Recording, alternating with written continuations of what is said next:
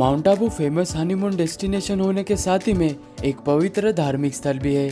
तो माउंट आबू में आप कितनी सारी जगह पर घूम सकते हो, सबसे सस्ता और सबसे अच्छा होटल रूम कहाँ पर मिलेगा, खाने पीने की क्या क्या सुविधा है और माउंट आबू घूमने के लिए आपका कितना खर्च आएगा, स्कूटी और टैक्सी का क्या रेंट होगा, ऐसी पूरी इन्फॉर्मेशन मैं आपको देने वाला हूँ। तो वीडियो को पूरा ज़रूर देखना। आबू रोड रेलवे स्टेशन के बाहर से माउंट आबू जाने के लिए टैक्सी मिल जाएगी, लेकिन राजस्थान स्टेट गवर्नमेंट की बस आपको मात्र 40 रुपए में ब्यूटीफुल नज़ारे दिखाते हुए माउंट आबू लेकर जाती है और माउंट आबू रेलवे स्टेशन से 27 किलोमीटर के दूरी पर है। माउंट आबू में आते ही मैंने अपने लिए 250 रुपीज में स्कूटी रेंट पर लेने के बाद मैं निकल पड़ा गुरु शिखर की ओर। गुरु शिखर माउंट आबू से 18 किलोमीटर के दूरी पर है।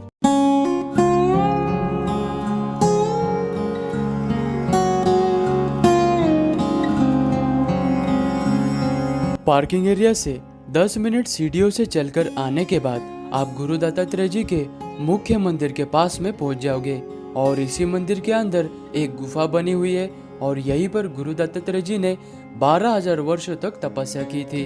फिर गुरु दत्त महाराज गिरनार पर्वत पर चले गए थे। मुख्य मंदिर में दर्शन करने के बाद सीढ़ियों से चढ़कर आप जैसे ही ऊपर आओगे आप पहुंच जाओगे राजस्थान की सबसे ऊंची चोटी यानी कि गुरु शिखर पर।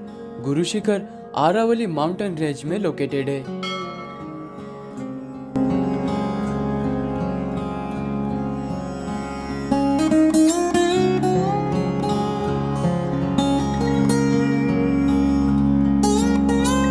और इसी जगह पर गुरु दत्तात्रेय जी का चरण पादुका मंदिर भी बना हुआ है और इस जगह से आपको माउंट आबू का सबसे अच्छा नज़ारा नजर आता है और कभी कभी बादल आ जाते हैं तो नज़ारा और भी ब्यूटीफुल हो जाता है।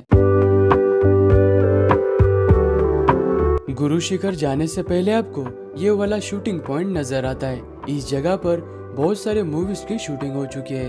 गुरु शिखर में दर्शन करने के बाद बहुत सारे टूरिस्ट इस जगह पर फोटो खिंचाते हैं और यहाँ से आप सनसेट भी देख सकते हैं।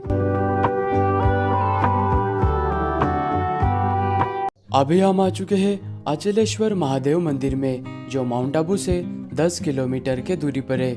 यह मंदिर परमार वंश के शासकों के द्वारा बनवाया गया था और आपने सभी शिव जी के मंदिर में अखंड शिवलिंग के दर्शन किए होंगे, लेकिन इस अचलेश्वर महादेव मंदिर में शिव जी के अंगूठे की पूजा की जाती है और मंदिर के बाहर पंचधातु से बने हुए नंदी महाराज विराजमान है जिनका वजन 4 टन है। आचलगढ़ किला 9वीं शताब्दी के आसपास में परमार वंशजों के द्वारा बनवाया गया था और यहाँ पर कई युद्ध होने के कारण आचलगढ़ किला पूरी तरह से डिस्ट्रॉय हो चुका था। तो 1552 में मेवाड़ के राजा राणा कुंभाजी ने आचलगढ़ किले का पुनर्निर्माण किया था और किले के ऊपर जाने से पहले आपको ये ब्यूटीफुल सा जैन मंदिर नजर आता है। इस जगह पर बहुत ही कम टूरिस्ट आते हैं। यहाँ से आपको आरावली पर्वत की बहुत ही ब्यूटीफुल माउंटेन रेंज नजर आती है, तो यहाँ पर भी आप जरूर आना।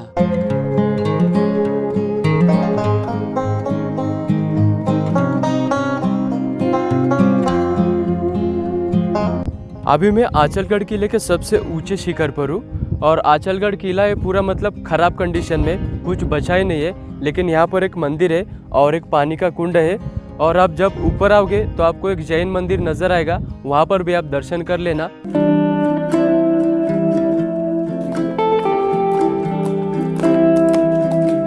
अभी हम आ चुके हैं माउंट आबू का सभी का फेवरेट सनसेट पॉइंट पर। सनसेट पॉइंट पर आने के लिए आपको पर पर्सन 85 रुपीज एंट्री फीस देना होता है और एंट्री गेट से आप हॉर्स राइडिंग करते हुए या फिर चलकर भी सनसेट पॉइंट तक जा सकते हो। यहाँ से आपको माउंट आबू का सबसे अच्छा सनसेट नजर आता है, लेकिन वेदर चेंज होने के कारण सनसेट तो हमें नजर नहीं आया, लेकिन इस वेदर का भी अलग ही मजा होता है। इस ठंडे ठंडे वेदर में गर्मा गर्म भुट्टा जरूर ट्राई करना।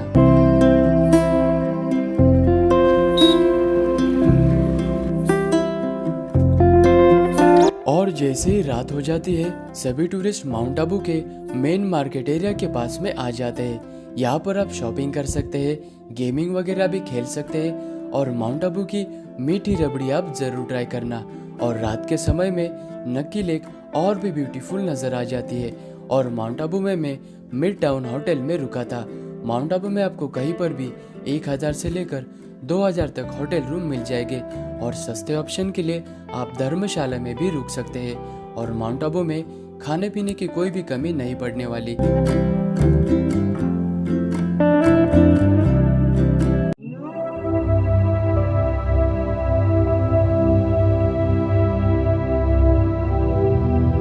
अभी हम आ चुके हैं माउंट आबू के सबसे प्रसिद्ध देवस्थान अर्बुदा देवी मंदिर में, जिसे आधार देवी के नाम से भी जाना जाता है और जो माउंट आबू से सिर्फ 2 किलोमीटर के दूरी पर है। और मंदिर में दर्शन करने के लिए आपको 250 से 300 सीढ़ियां चढ़कर ऊपर आना होता है। और अर्बुदा देवी को 51 शक्तिपीठों में से एक देवस्थान माना जाता है और नवरात्रि के समय पर यहाँ पर बहुत सारे श्रद्धालु दर्शन करने के लिए आते हैं।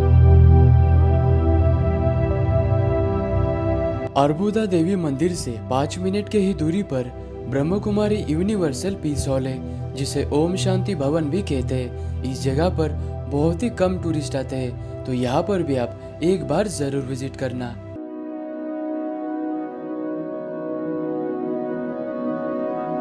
अभी हम आ चुके हैं राजस्थान के प्रसिद्ध दिलवाड़ा जैन मंदिर के पास में, जो माउंट आबू से 2.5 किलोमीटर के दूरी पर है।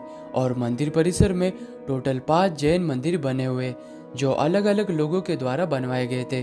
और कहा जाता है कि दिलवाड़ा जैन मंदिर ताजमहल से भी पहले बने हुए, जो ताजमहल से भी खूबसूरत नजर आते। तो इस जगह पर आप जरूर आना।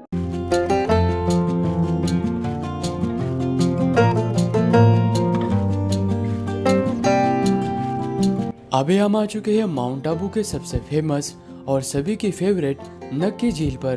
पौराणिक कथा के अनुसार नक्की लेक बलम रसिया और कुंवारी कन्या का अधूरे प्रेम की निशानी है। पौराणिक कथा के अनुसार रसिया बलम ने एक ही रात में कुंवारी कन्या के प्रेम में इस नक्की लेक को अपने नाखूनों से खुरेद कर बनाया था। और नक्की लेक की वजह से ही बहुत सारे टूरिस्ट माउंट आबू विजिट करने के लिए आते हैं। और नक्की लेक जाना जाता है अपने बोटिंग के लिए। अगर आप यहाँ पर बोटिंग करना चाहते हैं तो पैडल बोट का 120 से लेकर 500 रुपए तक चार्ज लिया जाता है। अगर आप शिकारा राइड करना चाहते हैं तो इसका 150 रुपीज पर पर्सन लिया जाता है। अगर आप नॉर्मल बोट से जाते हो तो इसका 40 रुपीज पर पर्सन चार्ज लिया जाता है।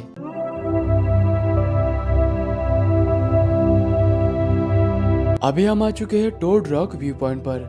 यहाँ पर एक पत्थर बना हुआ है जो मेढक की तरह नजर आता है। और इस पत्थर को देखने के बाद ऐसा लगता है कि यह पत्थर नक्की झील में गिरने वाला हो। और यह जगह नक्की झील के बिल्कुल पास में ही है, तो यहाँ पर आप जरूर आना। अभी हम वशिष्ठ ऋषि के सबसे पुराने आश्रम में है और वशिष्ठ ऋषि ने ही माउंट आबू को बसाया था। और माना जाता है कि इसी जगह पर राम और लक्ष्मण जी ने अयोध्या से आने के बाद यहीं पर पढ़ाई करी थी। और यहाँ पर एक गौमुख बना हुआ है और इस गौ के मुख से सरस्वती की धारा निरंतर रूप से बहती रहती है और ये पानी कभी भी खत्म नहीं होता।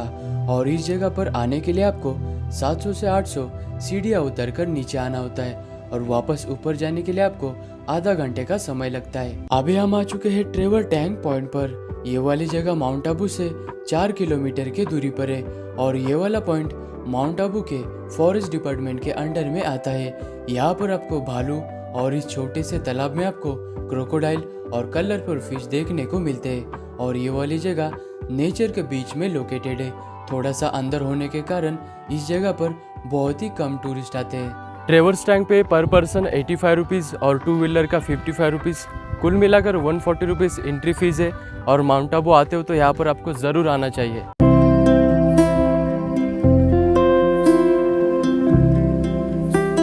अभी हम आ चुके हैं हनीमून पॉइंट पर और ये वाला पॉइंट जाना जाता है कपल्स के लिए। और ये पॉइंट नक्की झील से 1 किलोमीटर के दूरी पर है। और हनीमून पॉइंट विजिट करने के बाद पहाड़ी के ऊपर गणेश जी का मंदिर बना हुआ है, यहाँ पर भी आप दर्शन करने जा सकते हैं। माउंट आबू घूमने के लिए मेरा 3000 रुपीज का बजट आया था। माउंट आबू आप आराम से 3000 से लेकर 7000 रुपए में घूम सकते हो।